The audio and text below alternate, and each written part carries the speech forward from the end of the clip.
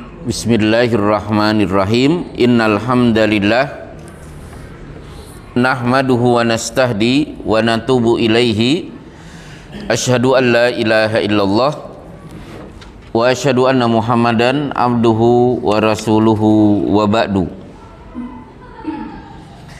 Kembali kita hadiri kajian Bulughul Maram min Adillatil Ahkam. Di pekan kemarin sudah kita bahas berkenaan dengan mengusap sepatu bagian atas. Jadi bagi bapak-bapak, ibu-ibu sholat pakai sepatu dan sepatunya tidak dicopot, silahkan wudhu seperti biasanya. Khusus kaki tidak usah dicuci, tapi sepatu bagian atas yang diusap. Intisari 2 pekan kemarin. Hari ini kita akan membahas bab pembatal wudhu.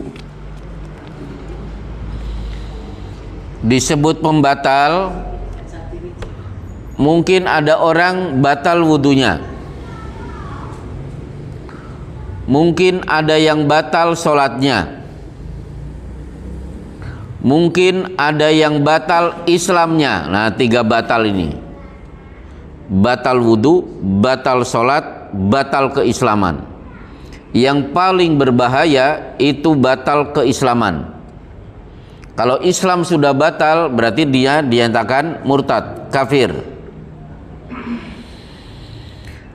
Untuk batal keislaman, Syekh Muhammad bin Abdul Wahab menyebut ada 10.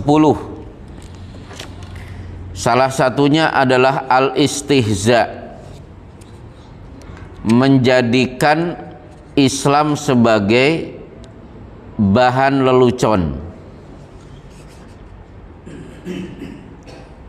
Qul abillahi innama kunna nakhudu wa nal'ab.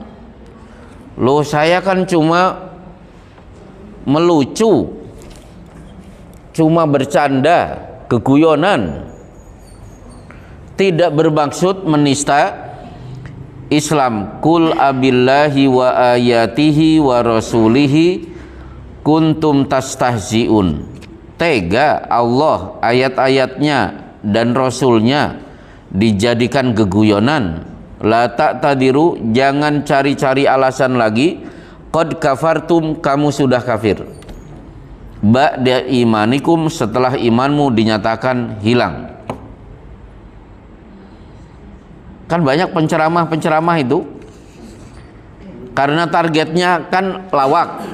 Coba Bapak lihat di YouTube. Ceramah super lucu, seolah-olah lucu itu sebagai target, bukan menerangkan halal dan haram. Ceramah lucu pol, kan begitu di YouTube. Ternyata yang dijadikan lelucon ternyata mungkin Quran, mungkin hadis, mungkin Rasulullah dan lain sebagainya. Seperti ada ustadz ketika menerangkan bahwa di kampungnya peserta sholat subuh itu semuanya barisan 70 tahun ke atas.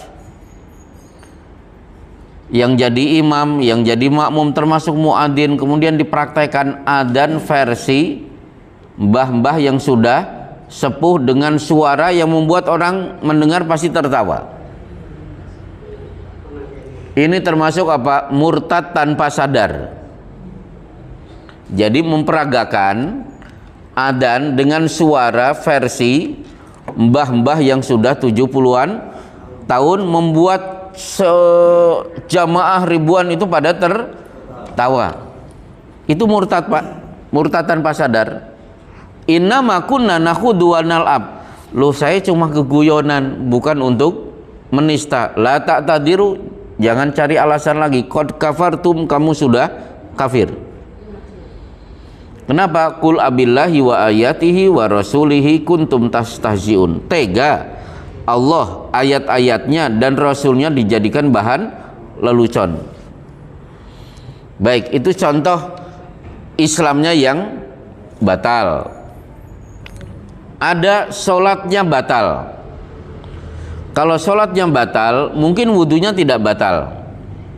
Seperti orang yang ngomong, inna sholata la yasluhu fiha syai'un min kalamin nas. Sholat itu tidak sah kalau dicampurin dengan perkataan manusia. Saya sedang sholat duha, assalamualaikum, waalaikumsalam. Tunggu Pak, saya sedang sholat. Oh batal, sholatnya batal, wudunya tidak. Jadi sholatnya yang batal tapi wudunya tidak. Sebelum sholat makan bakso, saat sholat ternyata ada daging yang masih menyelinap di antara gigi, iseng-iseng lidah, nyodok-nyodok, turun, dikunyah, elek, nah batal sholatnya. Wudunya batal tidak? Tidak, karena ini hanya pembatal sholat. Nah, yang ada di Bulughul Maram adalah pembatal wudu. Pembatal wudu itu sebenarnya resikonya kecil daripada pembatal Islam. Bahaya, Islam batal itu bahaya. Kalau batal wudunya tinggal pergi ke tempat wudu lagi. Tapi coba Islamnya batal, maka seluruh amal soleh langsung nol. Kalau dia mau bertobat, mengumpulkan pahala, berarti meniti karir dari nol lagi. Itu kan kasihan. Termasuk saya tambah satu lagi lah biar tidak terlalu penasaran, pembatal Islam. Man lam yukafir al kafir au syakka fi kufrihi fahuwa kafir au sahhaha madhabahu. Terjemahan bebas, menganggap semua agama sama. Bagi yang ingin masuk surga lewat Islam bisa, lewat Kristen monggo, lewat Hindu silahkan. Semua agama baik. Mana dalilnya? Oh, jelas, inna dina indallahil Islam. Wa man yabtaghi ghairal islami dinan fala yuqbala minhu. Siapa yang mencari agama selain Islam, maka sekali-kali amalnya tidak akan diterima. Wa huwa fil akhirati minal khasirin. Di akhirat dia pasti termasuk menjadi orang-orang yang merugi. Rasulullah menekankan, ma yasma'u bi yahudiyun au nasraniyun thumma lam yu'min bima ji'tu bihi illa kana min ashabin nar. Seksi konsumsi ini kelihatannya. Tidak ada Yahudi, tidak ada Nasrani yang tahu aku sudah diutus, kok dia tidak meninggalkan pegangan yang lama, tidak mau beriman kepadaku, pasti dia termasuk penghuni neraka. Jangankan begitu, Umar bin Khattab itu memegang lembaran Taurat. Dilihat oleh Rasulullah, wajah Rasulullah memerah dan bersabda, wallahi lau kana Musa hayyan ma wasilahu illa an yattabi'ani. Demi Allah, kalau hari ini Nabi Musa masih hidup, dia tidak akan leluasa kecuali harus mengikuti syariatku, tinggalkan kitab Taurat. Jadi Umar baru sekedar memegang kitab Taurat sudah kena teguran keras dari Rasulullah, apalagi orang yang menganggap semua agama sama. Baik, bismillah, kita baca hadis pertama di bab pembatal wudu. Qala Ibnu Hajarin al-Athqalani babu nawaqidil wudu. An Anasin ibni Malikin radhiyallahu anhu qala kana ashabu Rasulillahi sallallahu alaihi wasallam ala ahdihi yantadirunal isya'a hatta tahfiqa ru'usuhum thumma yusalluna wa la yatawaddaun. Akhrajahu Abu Dawud wa sahhahahu Daraqutni wa asluhu fi Muslim. Wa fi riwayatin laqad ra'aitu ashabar Rasulillahi sallallahu alaihi wasallam yuqidu lis-shalah hatta anni la asma'u li ahadihim ghadidan tsumma yusalluna wa la yatawaddaun. Saya terjemahkan bebas. Adzan Isya berkumandang. Selesai adzan, para sahabat duduk menunggu iqamat. Rasulullah keluar. Bilal siap-siap mengumandangkan iqamat. Jadi yang memegang kendali kapan iqamat berkumandang itu imam. Maka ada satu riwayat, al-muadzinu amlaku bil adzan wal imamu amlaku bil iqamah. Yang berhak kapan adzan dikumandangkan muadzin.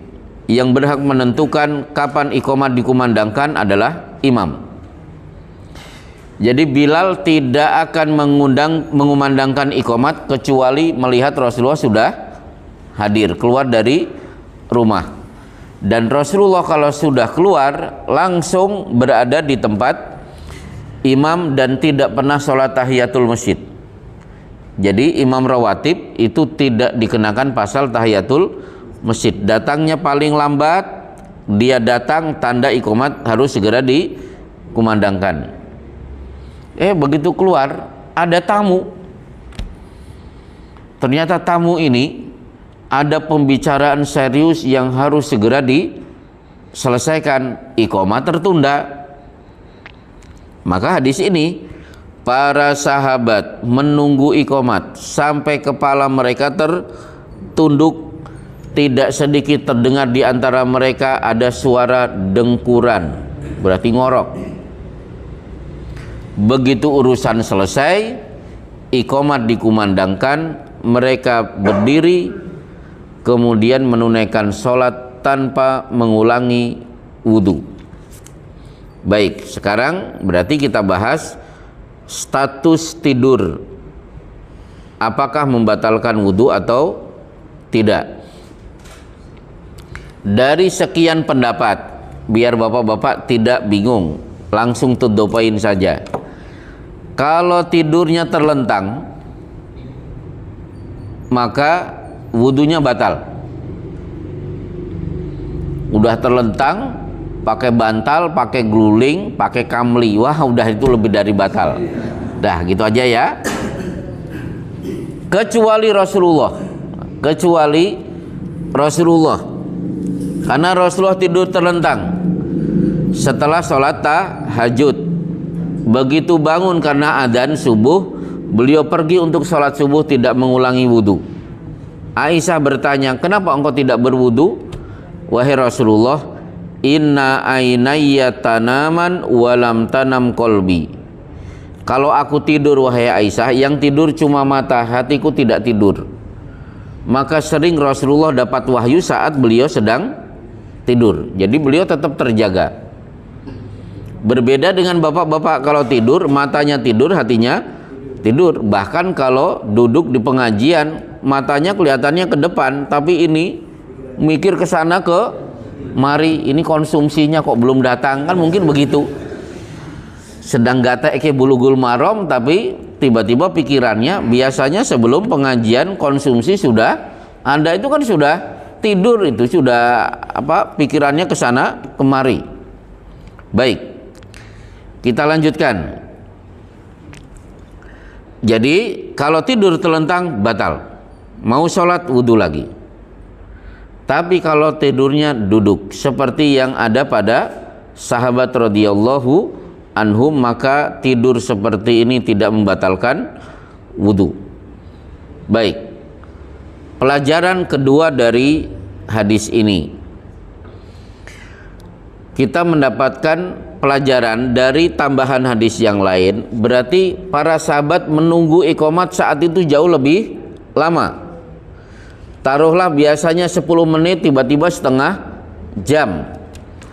Maka mereka mendapatkan pahala tambahan, wa huwa fis sholati madamatis sholatu hiya tahbisuhu. Mereka mendapatkan pahala sholat karena duduk mereka adalah dalam rangka menunggu sholat. Akhirnya kalau bapak datang ke masjid, dari awal sampai akhir, meskipun kegiatan bapak tadi duduk terus, duduknya dianggap sholat. Maksudnya Allah memberikan pahala sholat non-stop sepanjang dia duduk sampai iqamat. Karena duduk kita dianggap sholat, dapat pahala sholat, maka disinilah ada larangan melakukan tasbik, mempertemukan jari-jari tangan kanan dan jari-jari tangan kiri. Aslinya tasbik itu tidak boleh dilakukan saat sholat, karena duduk bapak menunggu iqamat itu dianggap sholat oleh Allah, maka tasbik dilarang. Boleh tidak setelah sholat? Boleh. Jadi kalau bapak assalamualaikum, sudah sholat sudah selesai, silahkan melakukan tasbik. Tapi kalau duduk dalam rangka menunggu iqamat, hukumnya tidak boleh. Baik, sebenarnya untuk tidur itu ada 20 masalah. Cuma biarkan ini materi di Masjid Al-Ikhlas, kan bab adab ya Pak ya, nanti ada bab adab tidur tidak saya terangkan. Tapi sekedar bocoran sedikit bahwa di dunia kita punya acara tidur, tapi begitu sudah masuk surga sudah tidak ada tidur lagi. Acara kita di sana, inna ashabal jannatil yauma fi syughulin fakihun. Penghuni surga begitu masuk mereka akan terus bersenang-senang tanpa henti. Jadi tidak ada tidur. Gimana Mas? Berat nggak? Jenengan kan belum masuk surga, ada informasi seperti ini, nanti di surga tidak ada tidur, kelihatannya berat nggak informasi ini? Kenapa? Di sana udah nggak ada ngantuk, nggak ada lelah, wala nasab, tidak ada capek, nggak ada pengen tidur. Allah cabut keinginan tidur. Oh, bagaimana alal aroiki yang turun? Mereka duduk di dipan-dipan sambil saling pandang. Itu tidur tidak? Yang turun saling pandang berarti tidak tidur. Bertelekan nyenden. Maka kalau ada pengajian peserta duduknya nyandar, itu saya biarkan, karena penghuni surga duduknya itu menyandar. Jadi kan luar biasa, masuk surga belum tapi gaya duduknya sudah seperti gaya penduduk surga, itu kan cakep itu. Ya, sandenan boleh, ya. Tapi kalau bapak-bapak mendapatkan hadis Rasulullah duduk bersandar, bukan bersandar seperti ini sebenarnya. Kan Rasulullah sedang ngisi pengajian. Tiba-tiba ada orang masuk ke masjid, parkir onta di dalam masjid, coba. Itu sebenarnya kurang ajar. Oh, kalau itu terjadi, di pasaran, tak boleh gitu, tak kuyo-kuyo. Oh, tadi boleh, iya. Kalau motor bannya dibocorkan, itu kan pelecehan. Tapi Rasulullah kan orangnya tenang. Orang itu ujuk-ujuk datang, pertanyaannya bukan assalamualaikum, man minkum Muhammad. Yang namanya Muhammad siapa di antara kalian? Nah, para sahabat menjawab, hada ar-rajulu al-abyadu al-muttaqi. Meniko, laki-laki kulitnya putih yang sedang bersandar. Akhirnya saya kan penasaran, maka saya tanyakan kepada Syekh Musaid Bashir Ali ketika dulu saya belajar Sahih Bukhari, ulama Sudan. Mathilana jilsata Rasulullah sallallahu alaihi wasallam al-muttaqi. Wahai Syekh, tolong praktekkan di depan kami duduk Rasul bersandar itu maksudnya gimana? Ternyata bukan bersandar di dinding, tapi bersandar menyandarkan tubuh dengan tangan kanan. Begini. Ya itu gak tahu itu tidurnya apa, nyandarnya disebut apa dalam bahasa Masaran. Di Madinah itu banyak syekh-syekh. Saya jalan di Masjid Nabawi, teman saya itu syekh. menyebutkan syekh ahli fikih ini, syekh ini. Ternyata sambil baca Quran ternyata gaya nyandarnya seperti itu. Yaitu si nambi layah-layah atau duduk layah-layah. Jadi menyandarkan tubuh dengan tangan kanan. Itu menyandarnya Rasulullah Shallallahu Alaihi Wasallam. Deal ya, nanti di surga tidak tidur ya Mas ya, Mas Yuli, siapa? Mas Kris, iya. Deal ya, nanti di surga silakan nanti diingat-ingat pelajaran hari ini. Nanti kalau jenengan sudah di surga, ingat-ingat pelajaran hari ini, di surga tidak ada acara tidur. Selesai. Masya Allah. Baik, hadis selanjutnya. Wah, ini hadis ini unik menurut saya. Diulang-ulang oleh Imam Bukhari di sahihnya. An Aliyin ibni Abi Thalibin radhiyallahu anhu qala kuntu rajulan madda'an fa amartul Miqdada an yas'alan nabiyya sallallahu alaihi wasallam fa sa'alahu fa qala fihi al-wudu.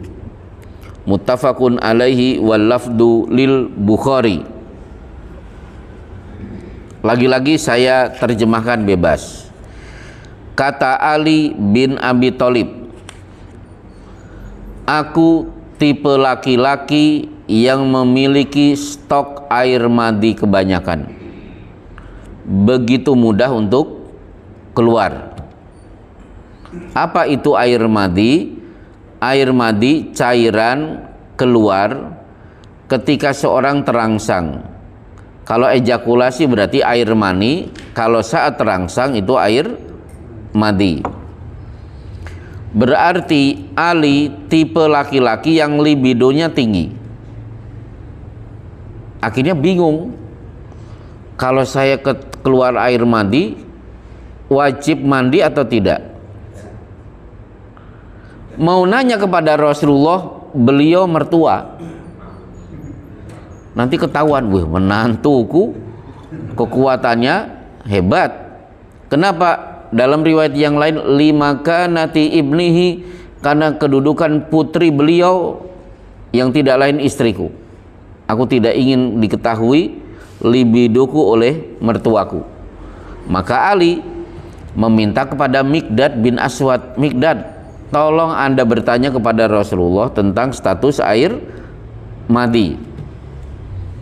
Akhirnya apa? Dua orang itu berdua datang menghadap Rasulullah.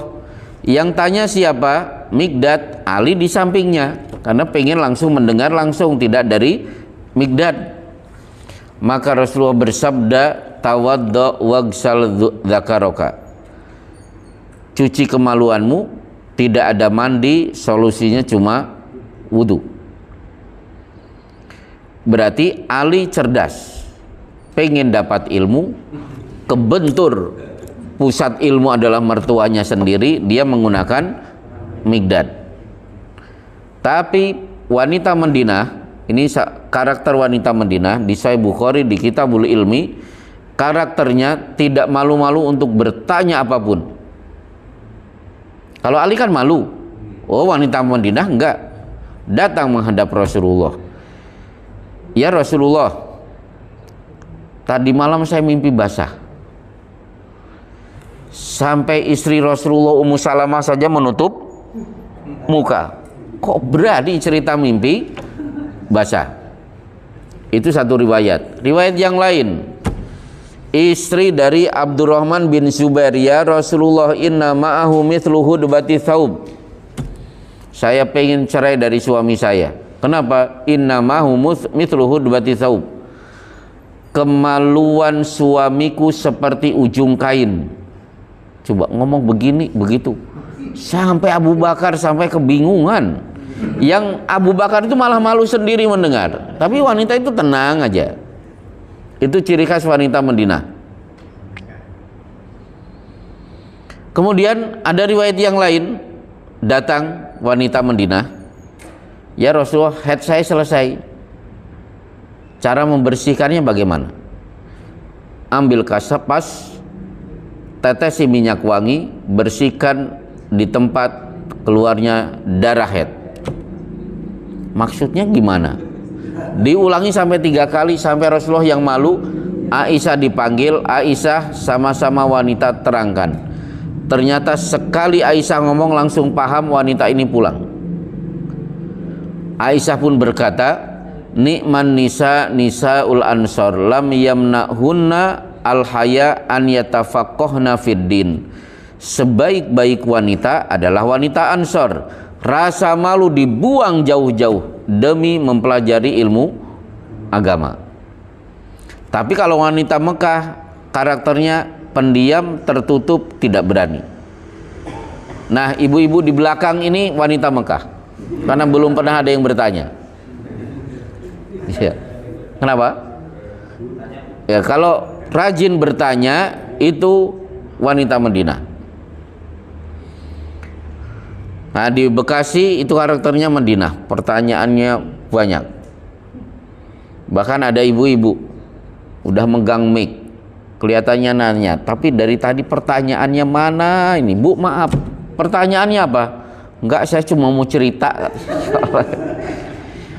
Capek deh gitu bahasa.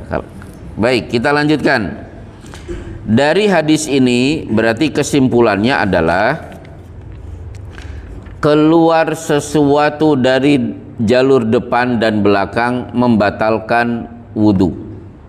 Mau kencing, mau madi, mau wadi, yang penting keluar dari satu di antara dua jalan, depan dan belakang, maka wudhunya dinyatakan batal.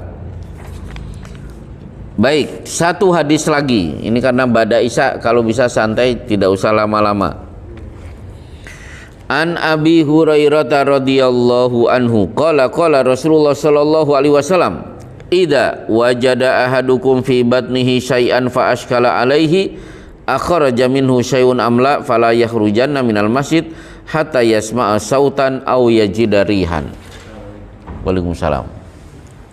Dari Gebang, Pak. Saya mundi.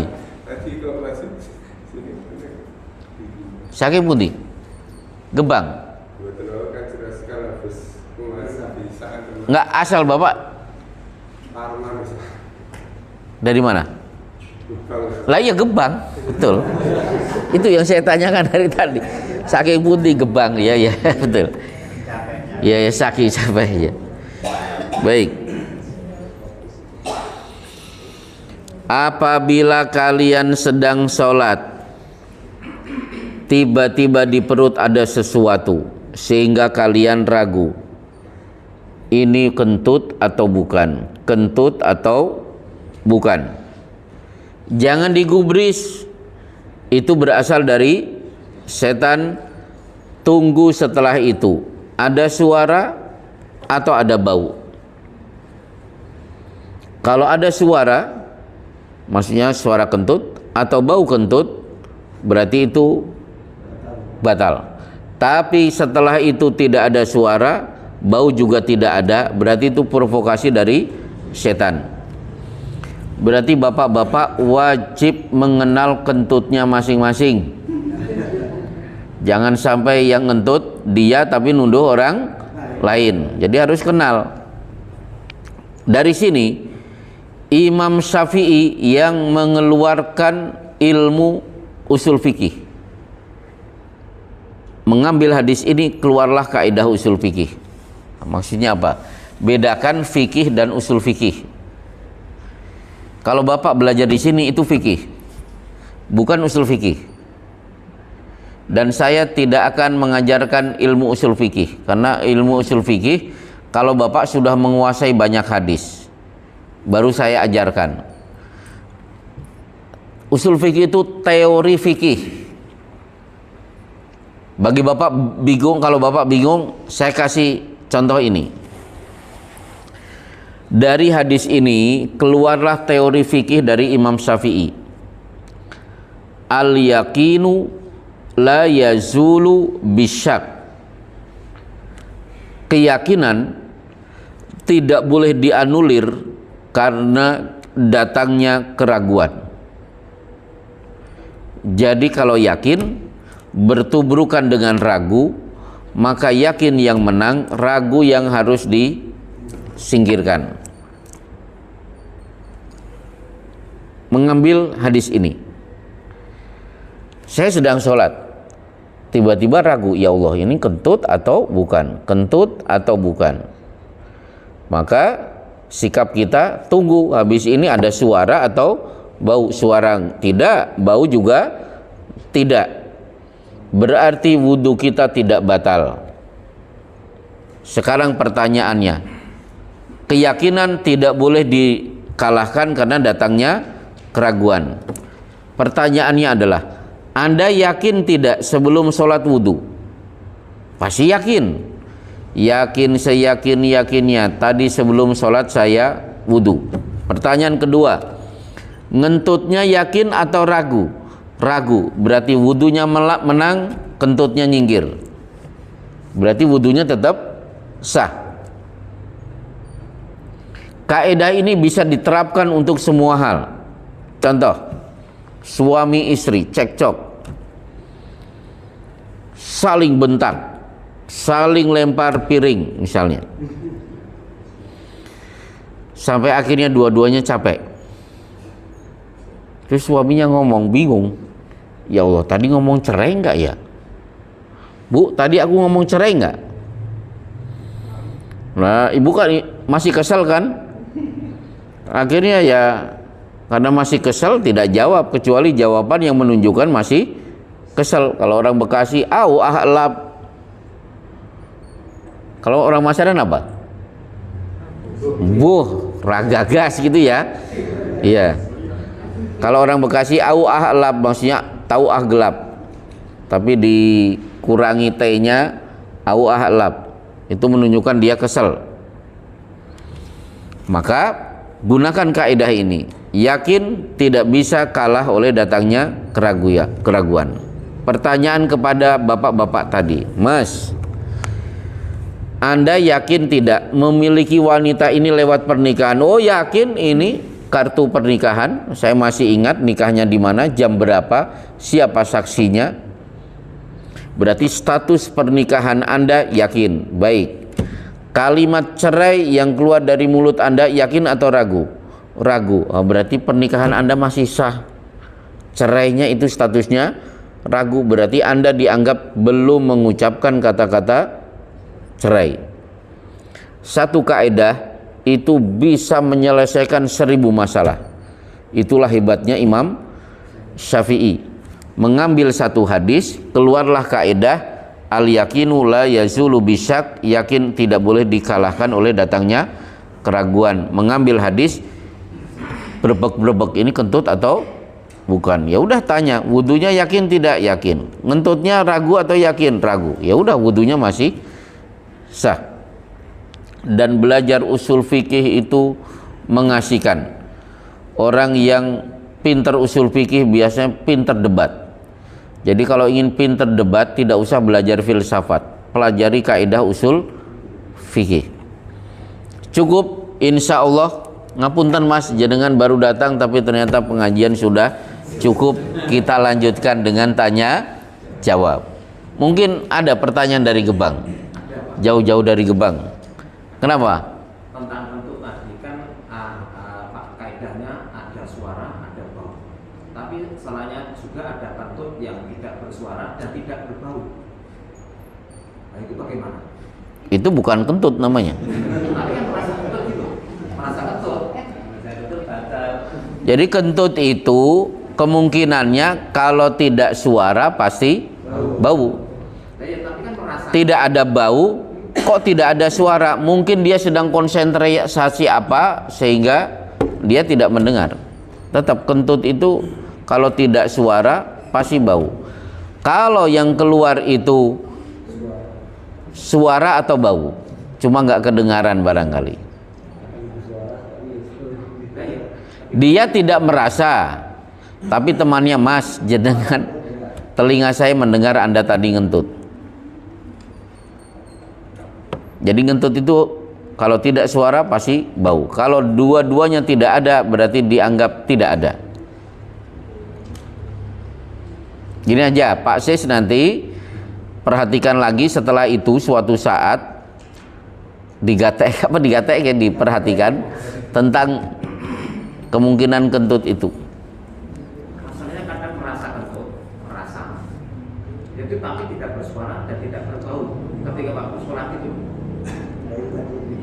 Aneh juga ini. Pokoknya kalau tidak ada suara, tidak ada bau, dianggap tidak ada. Tidak. Lanjut. Itu setan itu. Ya, jadi gini. Setan itu punya program banyak tentang sholat. Program setan itu satu, membuat kita kacau, ngentut atau bukan. Dua, kacau terhadap bilangan rakaat. Setan juga punya program menggagalkan sholat tahajud. Yang keempat, dan ini sangat ditakuti oleh Rasulullah, melebihi takutnya dengan munculnya Dajjal. Apa itu? Huwar rajulu yakumu fayusolli fayuzayyinu sholatahu lima yara min nadhari rajulin. Orang berdiri, sholatnya biasa-biasa saja, tapi dia perbagus karena ada orang yang yakin sedang memperhatikan sholatnya. Misalnya saya sholat tahiyatul masjid, saat itu masih bujangan. Standar saya ina atau ina sama li'ila fi Quraisyin, nggak jauh-jauh seperti bapak-bapak kan sholat sunnah kan begitu, itu surat yang dibaca. Tiba-tiba ada bapak-bapak di samping saya ngelirik sedikit. Lah ini kan anaknya yang saya incar selama ini. Dari ina atau ina berubah jadi amma yatasaalun. Pokoknya agak lama. Ketika ruku subhana rabbiyal a'la biasanya 3 kali, oh ini 15 kali. Itu lebih ditakuti oleh Rasulullah, melebihi takutnya beliau kepada munculnya Dajjal. Jadi setan itu luar biasa. Sampai orang sholat saja diincar gitu. Nah, di APAPG, betul Pak? Itu betul bahasanya, di APAPG.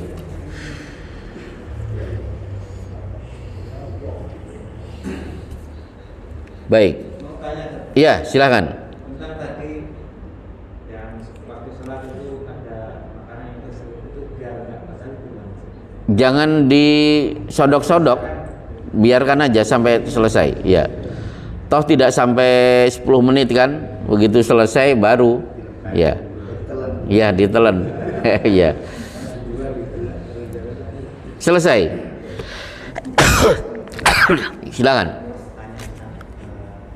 Rasulullah itu apa punya warna yang disukai dan warna yang tidak disukai? Baik.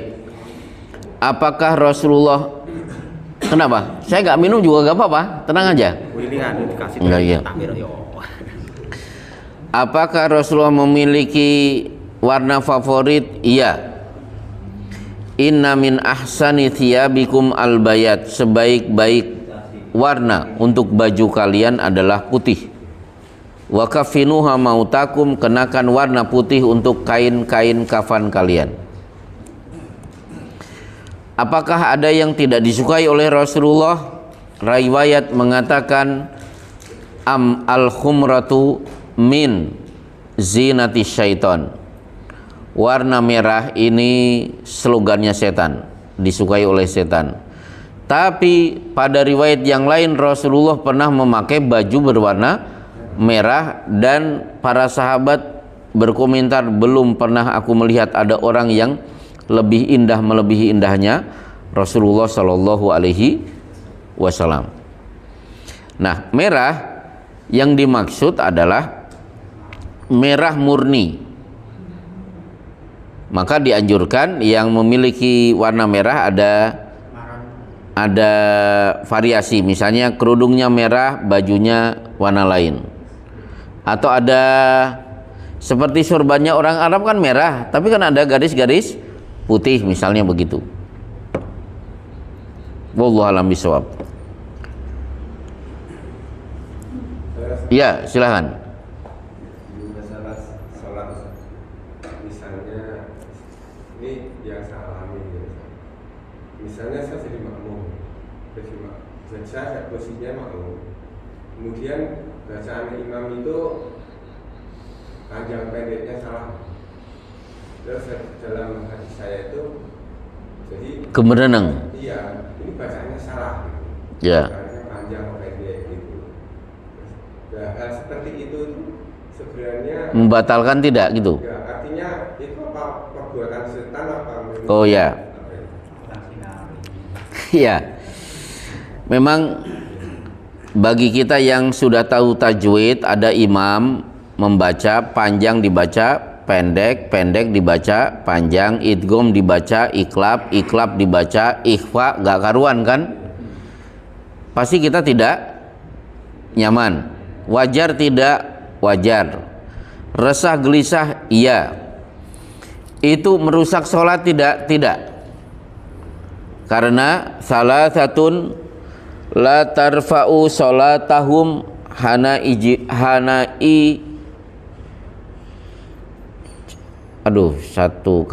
satu kata lupa. Orang yang sholatnya tidak diberi pahala. Al-imamu wan nasu lahu karihun. Imam yang dibenci makmum. Termasuk imam yang bacaannya bermasalah tadi. Tapi makmum tidak membenci salah bacaan, maksudnya panjang pendek sebutnya, tapi makmumnya memang ya nggak membenci, memang orang ini sering salah gitu gimana? Mau membetulin nanti takutnya kamu itu masih di bawah tuh. Kalau di Bekasi memang ada imam yang bacaannya nggak karuan, ada jamaah negur langsung ditampar mukanya, ada juga begitu. Yang ditampar kan laporan curhat ke saya, ya saya sampaikan imamnya itu sepuh tidak, wow beliau terpandang. Nah, kalau terpandang terus bapak termasuk terpandang nggak? Ya saya kan orang baru ujuk-ujuk langsung, ya itu ya wajar. Jadi perlu cara sama dengan suami istri mentok sering tengkar. Siapa yang menyelesaikan? Fab'athu hakama min ahlihi wa hakama min ahliha. Cari ahli nasihat yang dihormati dari pihak suami atau dari pihak istri, mungkin Pak D-nya. Jadi memang menasehati itu perlu ada orang yang kedudukannya lebih tinggi. Seperti dulu saya awal-awal dakwah, usia saya masih 21 tahun. Mungkin Bapak kalau lihat foto saya mungkin tidak kenal. Berat badan saya kan dulu masih 43. Ya sekarang hampir 80. Maka saya disebut ustadz berbobot.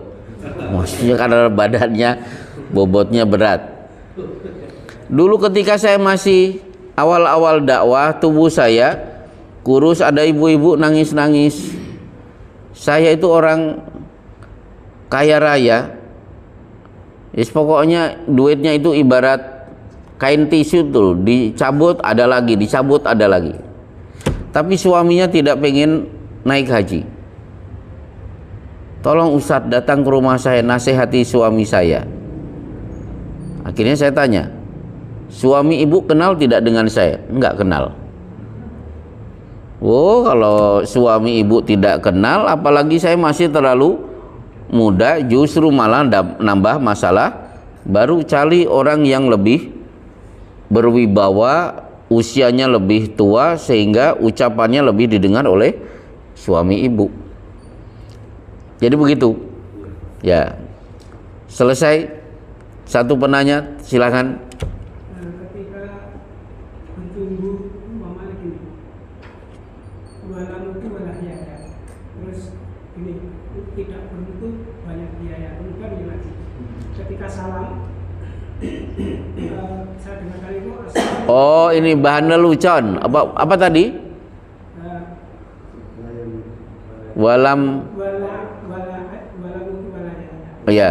Kurang untuk pakaian biaya. Kemudian Oh. lagi, ketika ada pembukaan rapat pada salam, Assalamualaikum warahmatullahi wabarakatuh, tambah humus wasati, apakah termasuk pembatalan? Oh ya. Termasuk kalau tahun 80-an ya, saya masih ingat kiai yang memplesetkan assalamu ala cium sayang. Niatnya untuk lelucon di ceramah. Terus pokoknya begitulah, ayat-ayat atau kalimat Rasul diplesetkan dengan tujuan orang tertawa. Itu Pak Kiai udah murtad saat itu juga. Jadi memang hati-hati.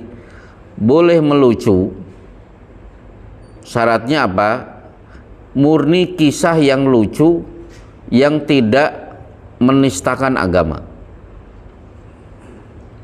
Ya, saya juga ngisi pengajian kan kadang-kadang ada cerita-cerita lucu, misalnya saya umroh. Namanya juga yang saya ajak itu kan menengah ke bawah. Saya tidak di Bekasi itu tidak ngajak-ngajak komplek-komplek elit, enggak. Yang menengah ke bawah. Naik pesawat. Setengah jam setelah di atas itu kan acara bagi-bagi nasi kan. Saya sedang makan asik, saya melihat ke belakang, loh kok ada anggota saya diem tidak makan. Pak nggak makan? Enggak. Loh kok nggak makan? Saya nggak punya duit. Dikira bayar. Nah itu contoh. Padahal bapak-bapak yang pernah naik pesawat itu kan konsumsi semuanya kan gratis, itu dibagikan. Saking polosnya tidak tahu kalau itu gratis. Yang lain apa, kalau telap-telap ya, kalau teman telap asik makan ya ternyata. Nah itu lucu seperti itu nggak masalah. Tapi kalau yang dijadikan lelucon, kisah-kisah terus ditambah-tambah. Seperti malaikat dipanggil oleh Allah, malaikat siap bos, kan ada. Oh, itu bahaya, Allah kok siap bos. Harusnya apa? Labbaika ya Rabbi, misalnya begitu. Labbaika itu jawaban dari panggilan yang menunjukkan yang dipanggil itu sangat menghormati yang memanggil. Labbaik kalau bahasa masyarakatnya mungkin sendiko dawuh. Itu labbaika itu bahasa tingkat paling tinggi, paling menunjukkan kita menghormati orang yang memanggil. Maka syekh kita memanggil kita kadang-kadang juga menjawab dengan labbaik, untuk menunjukkan bahwa saya sedang menghormati syekh ini. Baik, boleh, karena Rasulullah kan pernah memanggil Mu'ad bin Jabal, ya Mu'ad labbaik wa sa'daika ya Rasulullah, gitu. Itu jawaban dari Mu'ad. Jadi labbaik itu tidak hanya kepada Allah, kepada sesama manusia boleh. Nun, J, sendiko, dawuh, berarti tata krama juga diajarkan oleh Islam. Wallahu a'lam bishawab, wa sallallahu ala Muhammadin wa ala alihi wa sahbihi wasallam. Assalamualaikum warahmatullahi wabarakatuh.